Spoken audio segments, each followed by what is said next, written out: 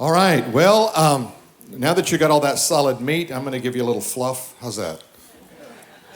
Actually, I want you to think about your relationship like a project, like a job you have to do. Let's suppose that I said to you, I need a room painted up here at the office. And the two of you said, hey, we'll be glad to do that. How long do you think it'll take? I said, I don't know, maybe a day, maybe a half a day. It's a small room. And so, yeah, we're in. So you show up with all the right intentions. And you walk into the room, and here's the room, and it's say, yeah, this is doable. And there's a toolbox, and then there's the paint. And so the guy walks over, and he opens up the toolbox, and all he sees is a crescent wrench and a screwdriver. And he says, hey, we could use a brush or roller. Yeah, I don't have any of those. But just use what's in there. You can use anything you want. And they're looking at each other like I'm totally crazy, which I would be.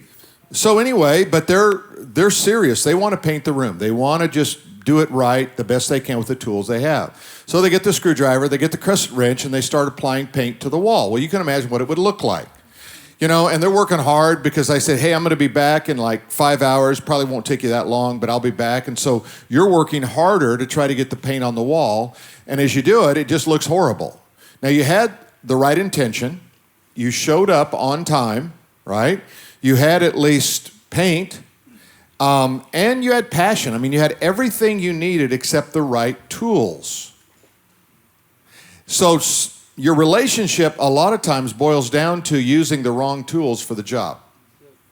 Tammy identified some of those wrong tools, like the way you respond to someone, the way that you try to, kind of tweak the situation in your favor or whatever.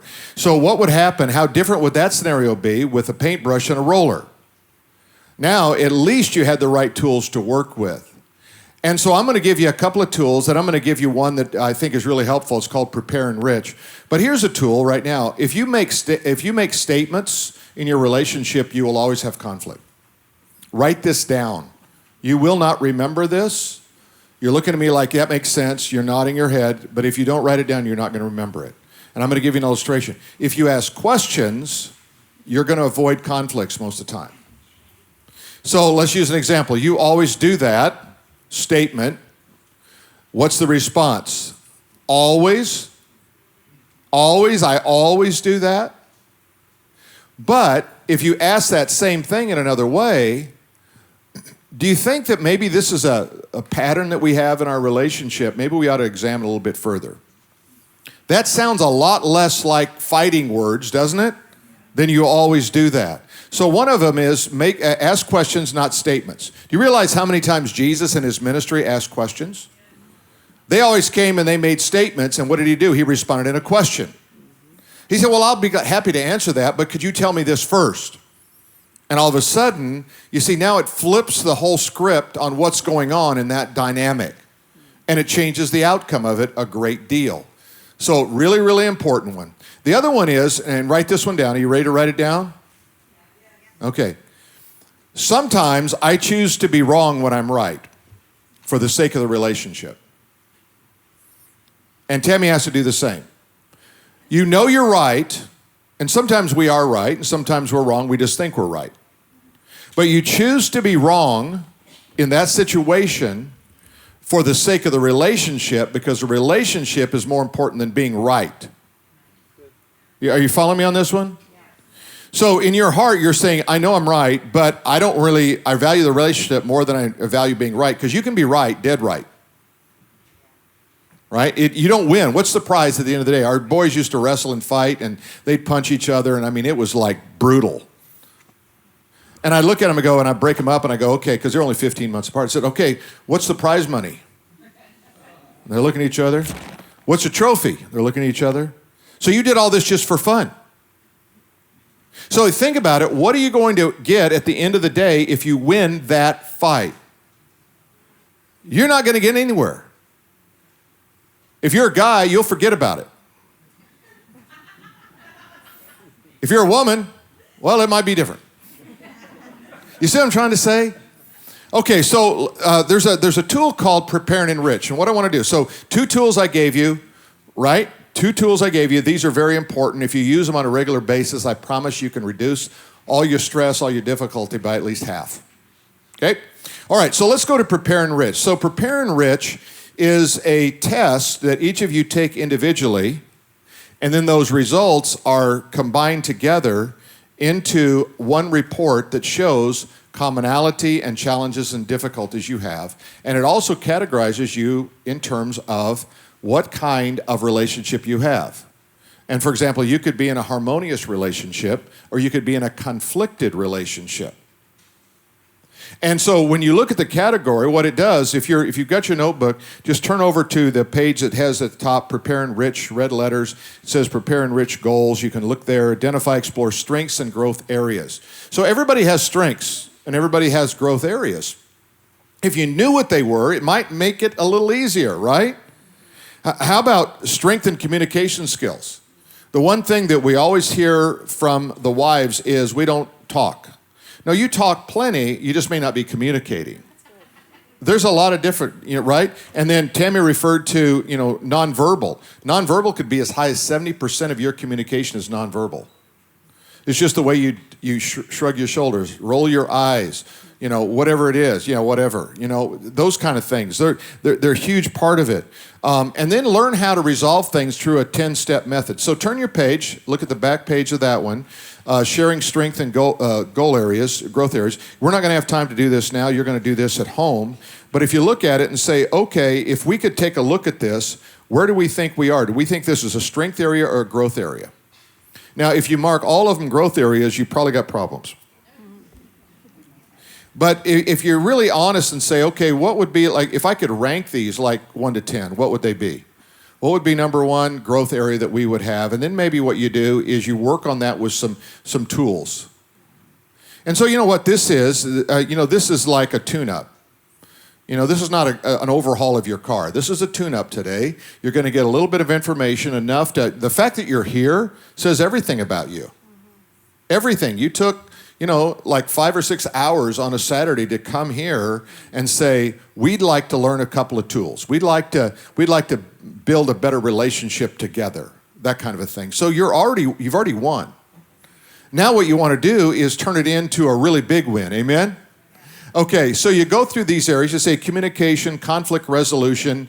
Conflict resolution doesn't mean you win the argument. It means that you came to a point where you may disagree, but you're okay with that because a relationship is more important than winning.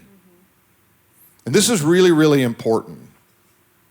Partner style and habits. Sometimes this is a point of division. Leisure attitudes, activities, how do you do with those? Sexuality and affection. You can see the 10 areas there. So what I want you to do is look at the chart, and these are real charts without the name. I left the name off to protect the innocent, all right? Or the guilty, however you want to look at it.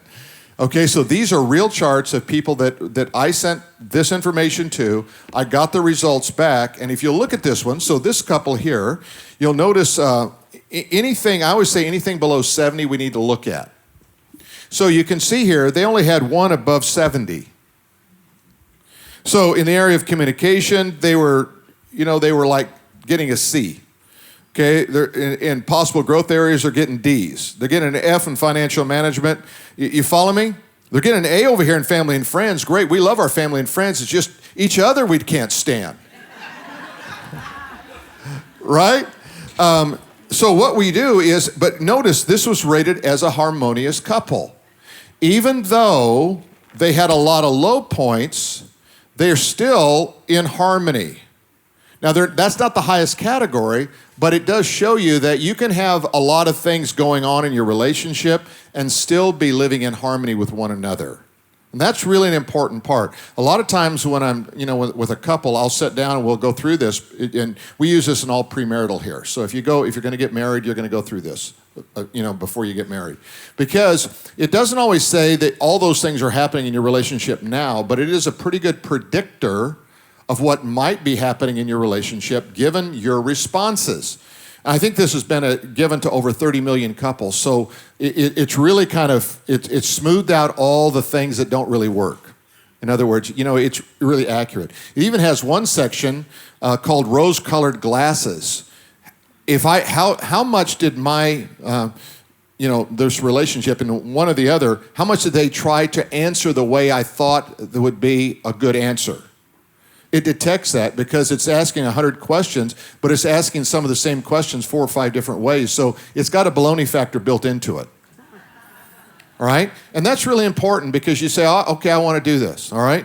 Now, my wife and I have never done this. She said, why don't we do it? I said, I don't know. We've been married 47 years. What happens if we find out we don't like each other, But Tammy, if you want to do this, I will be happy to do this. All right? So anyway, now flip the page and go to the next one. This one looks a little different, doesn't it? Now, this is called a vitalized couple. So you can see why it went up in terms of that ranking on the scale. So you see here, now we've only got, 2 below the 70 mark. So in talking to this couple, I would say, hey, I want you to focus in on communication and conflict resolution. And in the copy that they get, it has ways that they can go back and actually do some questions. You can go in deeper. There's a lot of support material that goes along with Prepare and Enrich, so you can take it further and build a little bit more into your relationship. Okay, so go back to the first page where it says Prepare and Enrich. So I'm not a counselor. I'm not very good at it. What I'm good at is like giving some advice that really works. Okay, some people are just great counselors. They've got patience and they've got skill. I got neither of those when it comes to counseling, all right?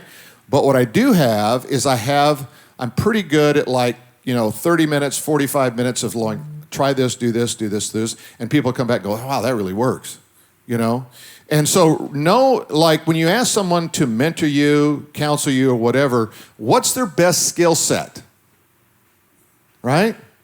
Because not everybody can do this. Not everybody's great at it.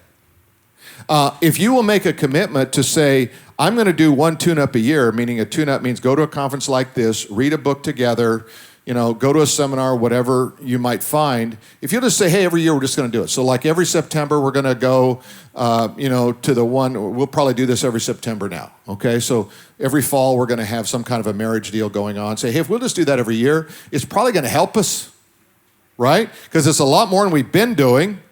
Amen? All right?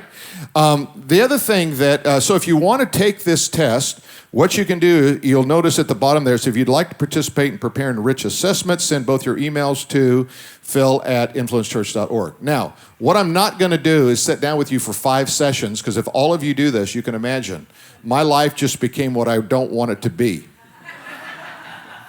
Right? But what I can do is if we get a large enough group of this, we can just say, hey, we're going to do a group. All of you who did this, we're going to participate. We'll have a one-night, just kind of assessment, looking at your thing, and I'll make comments on it versus individual one-on-one kind of stuff. Okay? So just want to let you know that. Then I think that's all I've got. So I think we're ready to make the transition. Hopefully that gives you an overview on a tool that you can use, can be pretty helpful. I'm going to welcome back to the stage our MCs, and come on up, guys.